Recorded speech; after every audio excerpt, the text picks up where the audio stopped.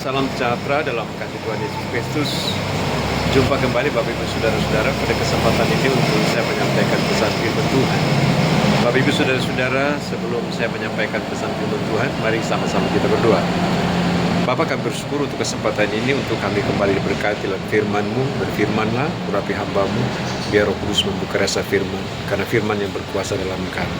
Kami siap merenungkan firman-Mu dalam nama Tuhan Yesus Kristus. Haleluya. Amin.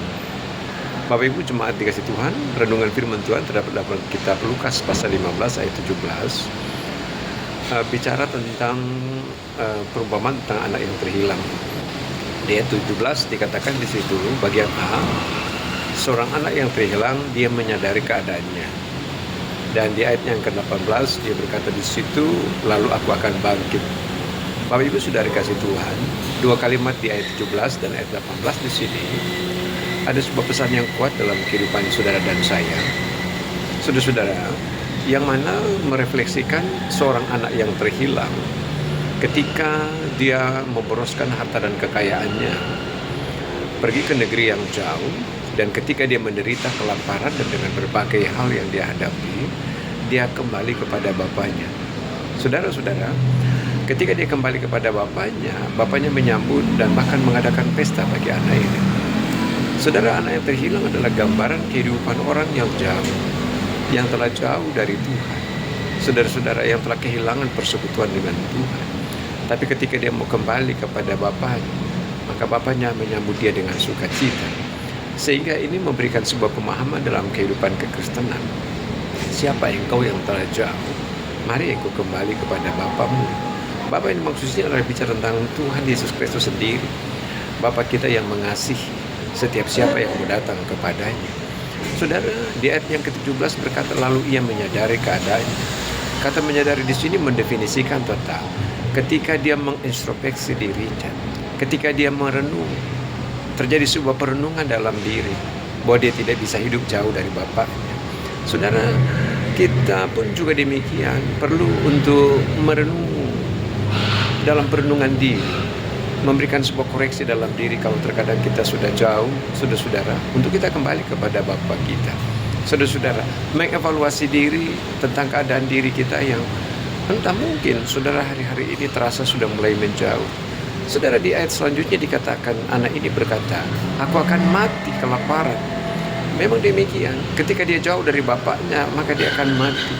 Mati tidak bicara soal mati jasmani, tapi akan mengalami kematian rohani dan kematian kekal. Maka dia kembali kepada bapaknya. Puji Tuhan, saudara-saudara dikasih Tuhan. Di ayat 18 dia berkata di situ, peristiwa perumpamaan tentang anak terhilang, ayat 18, aku akan bangkit. Ini tindakan, sikap.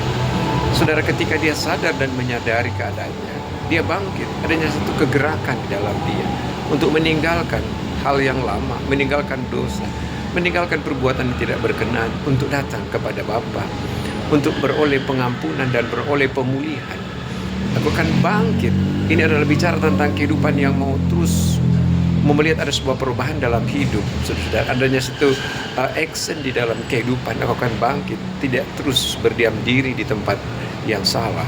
Tidak terus dia berdiam diri dan berpasrah diri dengan keadaan yang semakin menghimpit dia, lalu kemudian dia berpasrah dengan keadaan. Tidak. Tetapi ada satu sikap tindakan yang telah dia ambil untuk pulang kembali kepada Bapaknya.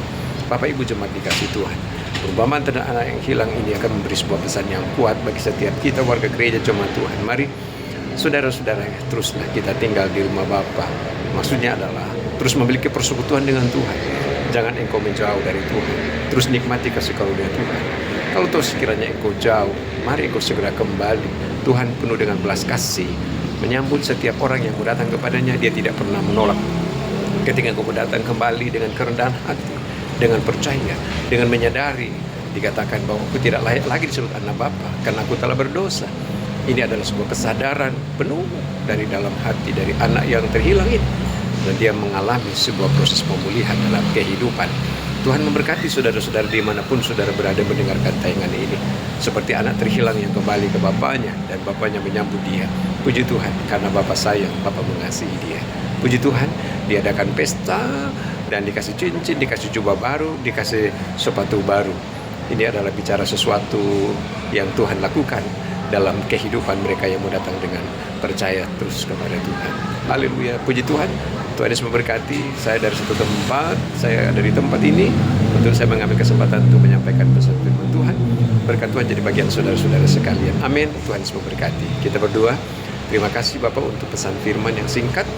Roh Kudus meteraikan firman itu untuk memberikan dorongan pada kami, untuk kami terus memiliki persekutuan dengan Tuhan, agar kami tidak menjauh, untuk kami tetap ada di dalam Engkau. Berkatilah umat-Mu, jemaat mendengar tayangan ini, berkat Tuhan jadi bagian mereka. Dalam nama Tuhan Yesus Kristus. Haleluya, puji Tuhan.